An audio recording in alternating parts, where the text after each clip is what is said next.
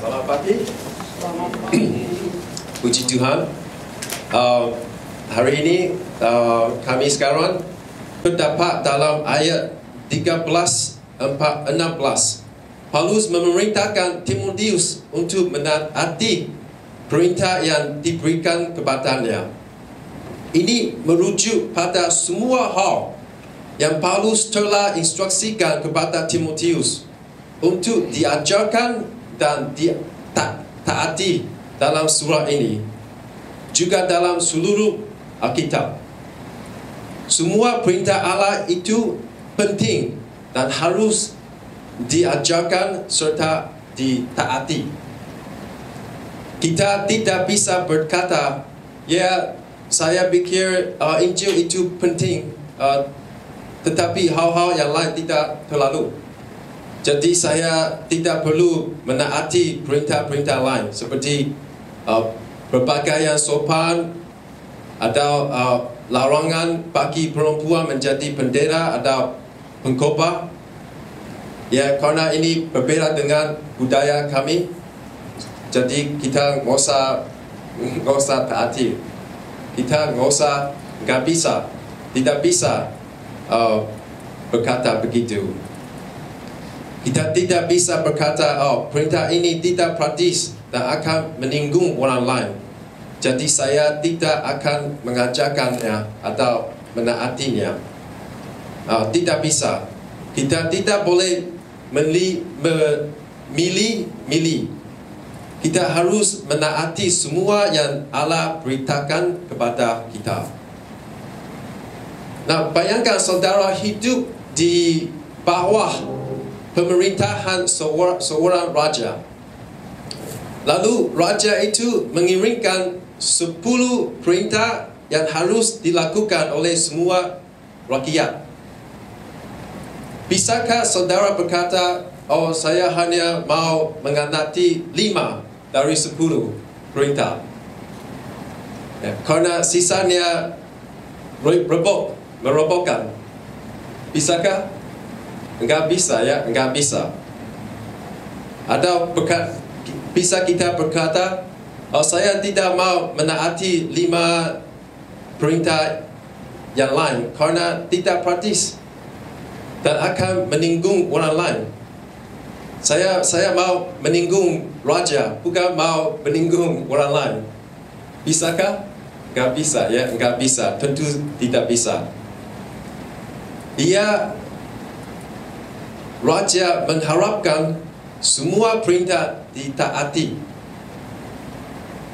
Allah adalah raja segala raja, Tuhan di atas segala Tuhan. Dan Ia juga mengharapkan kita mengajarkan dan menaati semua yang diperintahkannya dalam Alkitab. Nah, saya mengerti bahawa beberapa perintah Allah memang sulit ditaati. Saat itulah kita perlu berdoa dan memohon pertolongan Allah. Kita tidak boleh memiliki sikap, ini terlalu sulit, merobohkan, jadi saya tidak mau taat. Ya, itu bukanlah sikap yang saleh. Ketika sulit, kita harus berkata kepada Allah, saya mau taat, tetapi ini sangat berat, tolonglah saya. Ini sikap saleh. Nah, ketika kita berdoa demikian, Allah akan menolong kita. Pasti. Ada juga hikmat dalam usaha untuk menaati semua yang Allah perintahkan. Semua perintah itu penting dan harus ditaati, tetapi tidak semua memiliki bobot yang sama genting. Dan penting. Perintah untuk mengajarkan dan mempertahankan Injil adalah yang paling penting dan genting. Itu lebih serius dibandingkan dengan perintah mengenai bagaimana berpakaian, mengenai melarang perempuan menjadi pendeta atau pengkhotbah. Jika ada banyak masalah, kita harus menangani masalah yang paling penting dan genting terlebih dahulu. Sama seperti tubuh kita. Setiap bagian tubuh itu penting, tetapi tidak semua sama kritisnya. Tangan saudara penting. Saudara mau hidup tanpa tangannya? Enggak, ya. Ini penting juga, penting, ya. Ya, dan tetapi kepala saudara lebih kritis, betul? Jika terjadi kecelakaan dan kepala saudara berdarah, sementara tangan saudara juga terluka, bagian mana yang akan ditangani lebih dahulu? Tentu saja kepala, betul? Karena tanpa kepala saudara akan mati. Dan setelah pendarahan di kepala dihentikan, barulah pendarahan di tangan diobati.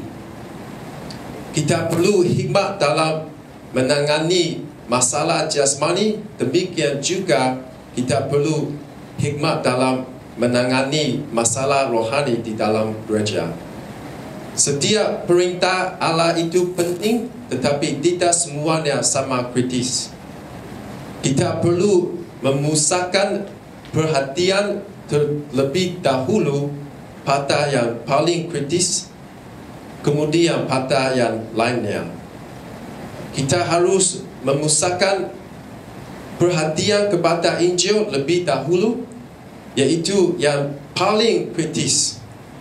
Lalu kemudian kepada seluruh perintah Allah yang lain. Ya. Nah, alasan mengapa kita harus tetap setia memberitakan kebenaran Allah dan taat kepadanya jelas adanya. Karena Allah adalah pencipta dunia dan Ia menopang setiap manusia. Ia dapat mengambil hidup seseorang hanya dengan sepatah kata. Ia adalah Raja semesta alam. Ia berada di atas setiap malaikat, setiap manusia. Tidak ada yang dapat menyamai Dia. Tidak ada yang bisa menandingi kuasa dan otoritasnya. Ia bersamanya dalam Tuhan yang tak terhampiri. Kuasa dan otoritasnya jauh melampaui setiap malaikat maupun manusia. Dan Allah yang tak tertandingi itu, Yesus akan datang kembali suatu hari untuk menghakimi musuh-musuhnya dan memulihkan seluruh dunia, serta semua orang percaya akan menjadi ahli waris bersama Dia dan memerintah seluruh dunia bersama Dia. Inilah upah yang berkat yang akan kita menikmati dalam kekekalan. Jadi inilah alasan mengapa kita semua harus menjadi utusan Allah sampai akhir. Jangan ikut bersama dunia yang memberontak melawan Dia. Jangan ikut bersama guru-guru palsu yang menyebarkan Injil palsu. Kalau demikian, kita akan kehilangan upah kekal. Tetapi kehendaklah kita setia mengikuti Allah dan memberitakan kebenarannya. Sebab Dialah yang memiliki otoritas tertinggi. Ia pasti menang pada akhirnya. Dan di tangannya ada upah yang terbesar. Dan bayangkan saudara adalah seorang akuntan di sebuah perusahaan. Suatu hari pemilik perusahaan, bos tertinggi, meminta saudara melakukan 10 perintah saat ia pergi ke luar negeri selama setahun. Ia memerintahkan saudara untuk tidak mencuri uang, tidak nipu orang lain atau pemerintah, memperlakukan orang lain dengan hormat dan ramah, serta 8 perintah lain. Nah, saudara tidak bisa menghubunginya karena di tempat ia pergi tidak ada signal telefon atau internet. Ya, saudara hanya bisa membaca perintah-perintah tertulisnya untuk mengingatkan diri sendiri. Tetapi seminggu setelah pemilik pergi, atasan saudara, kepala departemen akuntansi sekaligus orang nomor 2 di perusahaan, memberontak melawan pemilik. Mereka menyuruh saudara memasukkan laporan keuangan agar bisa mencuri uang perusahaan, dan mereka mengancam akan memukul serta memecat saudara jika tidak menuruti perintah mereka, taat kepada mereka. Ya, sekarang saudara harus mengambil keputusan kedua-duanya, dua pilihan. Apakah saudara taat kepada atasan atau kepada bos utama, pemilik? Jika saudara taat kepada atasan, hidup saudara akan berjalan lancar selama setahun. Tetapi ketika bos kembali, saudara akan bermasalah, kehilangan pekerjaan, bahkan masuk penjara. Tidak ada perusahaan lain yang mau mempekerjakan saudara dengan reputasi itu. Tetapi jika saudara taat kepada pemilik, bos utama, bukan kepada atasan, hidup saudara akan sulit selama setahun. Saudara akan menganggur setahun, tetapi ketika bos kembali, ia akan memecat atasan saudara dan mengangkat saudara menjadi kepala departemen akuntansi. Nah, mana yang akan saudara pilih? Ada 2 pilihan. Mana yang saudara pilih? Apakah saudara akan menunda kepuasan dan hidup untuk jangka panjang, ataukah saudara akan hidup hanya untuk jangka pendek? Saya tidak tahu saudara, tetapi saya akan memilih menunda kepuasan dan hidup untuk jangka panjang. Inilah yang Allah ingin semua kita lakukan. Ia ingin kita hidup untuk kekekalan, untuk jangka panjang, bukan untuk dunia yang sementara dan singkat ini. Menjadi seorang utusan rohani adalah salah satu hak istimewa terbesar di dunia. Kita berkesempatan menjadi semakin serupa dengan Yesus ketika kita melayani dengan pengorbanan dan kasih bagi Allah dan sesama. Kita juga berkesempatan melihat orang yang belum percaya diselamatkan dari neraka dan dari hidup yang hancur. Kita juga berkesempatan melihat kehidupan orang percaya diubahkan. Pernikahan yang retak dipulihkan. Orang Kristen dilepaskan dari perbudakan, judi atau pornografi. Ya, kadang-kadang bukan masyarakat, kadang-kadang bahkan masyarakat kita bisa berubah menjadi lebih baik. Semua ini adalah hak istimewa besar. Kita harus menghargai hak istimewa ini.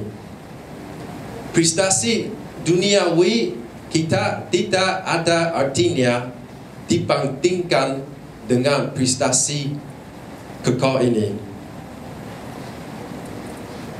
Berapa banyak uang di rekening seseorang tidak ada artinya dibandingkan dengan beberapa banyak orang yang diselamatkan dari neraka. Posisi dan kuasa seseorang di perusahaan tidak ada artinya dibandingkan dengan bagaimana kita memberitakan kebenaran Allah yang kekal, yang mengubahkan hidup orang secara kekal. Allah mahu kita mengerja hal-hal yang mulia dan kekal, bukan kemuliaan dunia yang sementara dan rendah nilainya. Itulah yang dilakukan oleh George Whitefield. Ia mengerja kemuliaan kekal, bukan kemuliaan dunia. Karena itulah ia melayani Allah dengan setia sampai akhir. Ketika ia melayani Tuhan, ia menjadi semakin serupa dengan Yesus.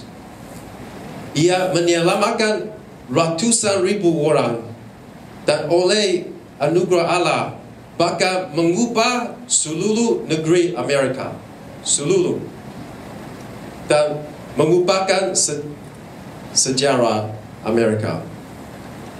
Itulah luar biasa. Ia sanggup melakukan semua itu sampai akhirnya karena ia mengikuti prinsip-prinsip dalam 1 Timotius.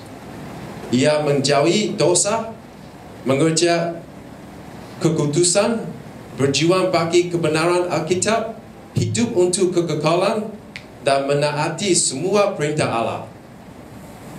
Jika kita mengikuti prinsip-prinsip ini, kita pun akan menjadi utusan Allah yang berguna sampai kita menyelesaikan pertandingan kita. Mari kita berdoa. Terima kasih Tuhan Bapa di surga. Kami bersyukur untuk utusan-Mu yang memberitakan Injil di Indonesia, supaya kami percaya, keluarga kami juga percaya. Terima kasih. Mari kami mohon Tuhan menguatkan kami supaya kami bisa menjadi utusan rohani, juga memberitakan kebenaran Tuhan, supaya orang belum percaya, dan supaya orang Kristen semakin serupa dengan Yesus. Untuk kemuliaan-Mu, tolonglah kami supaya kami kuat, bersemangat sampai akhir. Kami berdoa dalam nama Yesus. Amin.